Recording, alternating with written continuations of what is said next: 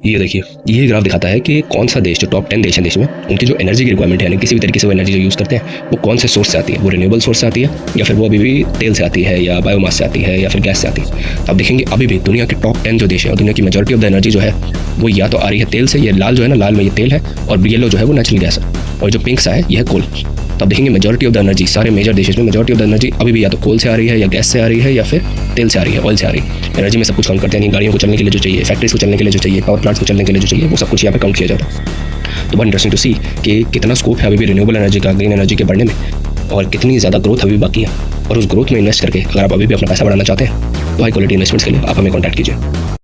देखिए, ये इतना इंटरेस्टिंग ग्राफ है। ये दिखाता है कि इंडिया में कौन से शहर में, मेजर शहर इन्होंने काउंट किए हैं, कौन से शहर में कितनी कैपेसिटी बनने वाली है डेटा सेंटर्स की।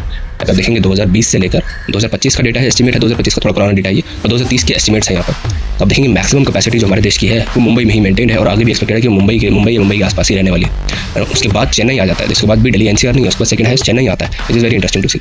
उसके बाद दिल्ली एनसीआर आता है, उसके बाद बाकी स्टेट्स आते हैं। और याद रखिएगा, यहाँ जितने मेगावाट आपको दिख रहे हैं MW, उसका मतलब है मेगावाट, और हर एक मेगावाट, सिंगल मेगावाट कोई सस्ता नहीं होता है, फिर करोड़ों रुपए लगते हैं एक मेगावाट को। तो यहाँ पर जो कैपेसिटी देख रहे हैं 4100 मेगावाट्स, तो यहाँ पर मतलब हज़ारों करोड़ रुपए का खर्चा किया गया है ये कैपेसिटी डेवलप करने के लिए।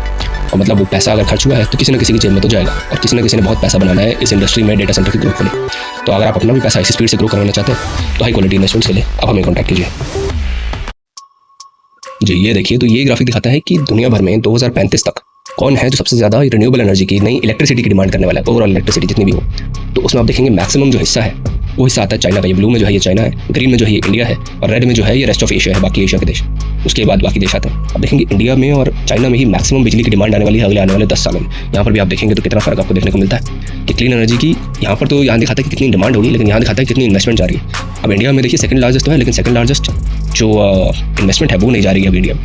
अब देखें डिमांड हो और इन्वेस्टमेंट ना हो तो वहाँ पर बहुत तगड़ा कमाई का मौका बन रहा है। तो अगर आप भी इतनी ग्रोथ में इन्वेस्ट करके अपना पैसा बढ़ाना चाहते हैं तो हाई क्वालिटी इन्वेस्टमेंट्स के लिए आप हमें कॉन्टैक्ट कीजिए।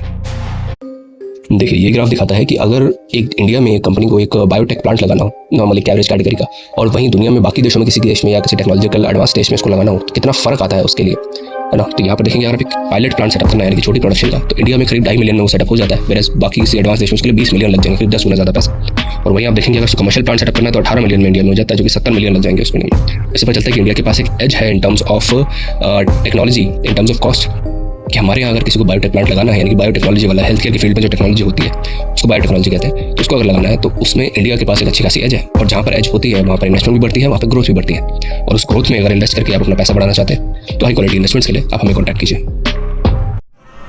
ये देखिए, ये ग्राफ बहुत ज़्यादा पॉजिटिव तो नहीं है, लेकिन ये दिखाता है कि जो एंट्री लेवल हायरिंग है देश में, दुनिया भर में, उसकी क्या हालत है अभी, स्पेशली टॉप 15 जो कंपनीज हैं, बड़ी बड़ी टेक कंपनीज, उनकी क्या हालत है। और यहाँ पर यही दिखा रहा है कि जो एंट्री लेवल जॉब्स है, जो कि कोई भी कॉलेज से निकला या स्कूल से निकला जो पहली नौकरी लेता है, उसकी क्या हालत है, और वो नीचे ही जाती हुई दिख रही है आपको। लेकिन 2020, 21, 22 में फिर भी थोड़ा बहुत ऊपर जा रहा था, लेकिन 2024 तक तो वो नीचे ही आ रहा है, आगे जाके ये और नीचे ही एक्सपेक्टेड है, क्योंकि जो एंट्री लेवल का काम है वो ज़्यादातर AI उसको रिप्लेस कर रहा है ना।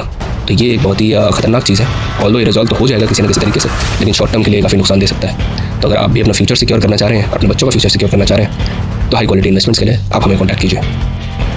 देखिए, कितना इंटरेस्टिंग ग्राफिक है ये ग्राफिक दिखाता है कि इंडिया में जो टोटल बिजनेसेस हैं, स्मॉल बिजनेसेस खासकर, उनमें से कितने हैं जो कि डिजिटली सर्विसेबल है, यानी कि डिजिटल तरीके से वो सर्विसेज यूज़ कर सकते हैं, चाहे वो गवर्नमेंट की सर्विसेज हो या दूसरे प्राइवेट सर्विसेज हो, किसी बिजनेस टू बिजनेस सर्विसेज वो यूज़ कर सकते हैं कि नहीं डिजिटल तरीके से। तो इंटरेस्टिंग बात आप देखेंगे, जैसे जैसे इंडिया में डिजिटल डिवाइसेज, डिजिटल इंटरनेट बढ़ा, तो जो नंबर ऑफ बिजनेसेस हैं जो कि रजिस्टर्ड नहीं है, ये फॉर्मली रजिस्टर्ड नहीं है। आप ये देखेंगे ऑरेंज वाली जो लाइन है वो फॉर्मली रजिस्टर्ड नहीं है, मतलब छोटे बिजनेस है, और जो ब्लू वाली लाइन है ये फॉर्मली रजिस्टर्ड है। अब देखेंगे यही ग्रीन, ये जो ऑरेंज वाली लाइन है ये कितना तेज़ी से ऊपर गई है कि इवन तो ये बिजनेसेस डायरेक्टली रजिस्टर्ड नहीं है बाय द गवर्नमेंट, बहुत ज़्यादा पेपर वर्क इनके पास नहीं होगा, लेकिन फिर भी डिजिटल सर्विसेज ये लोग यूज़ कर पा रहे हैं। डिजिटल सर्विसेज जैसे कि डिजिटल टैक्स फाइलिंग हो गई, या डिजिटल UPI ट्रांजैक्शन पेमेंट्स हो गई, या डिजिटल लोन्स ले पा रहे हैं ये।